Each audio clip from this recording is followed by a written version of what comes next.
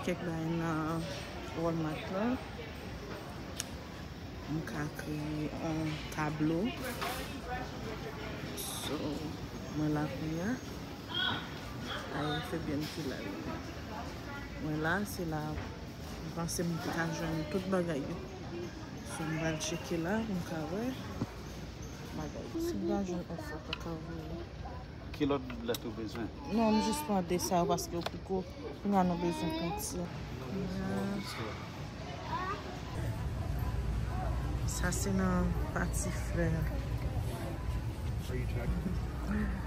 Et devant.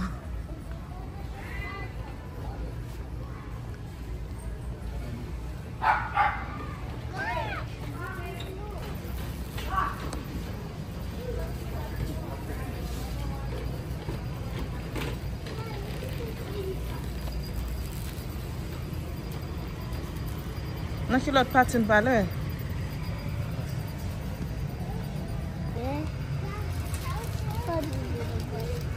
Jan stan nan osto.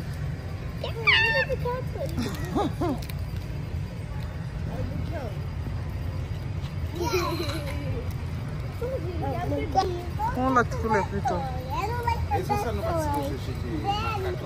Ah? Ou pa kwa fe bien tape makak la?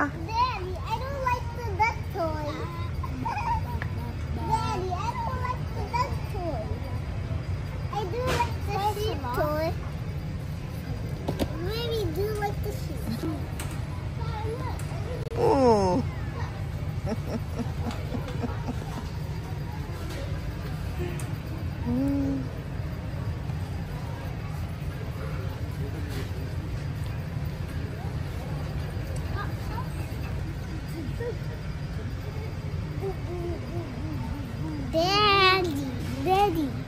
Daddy.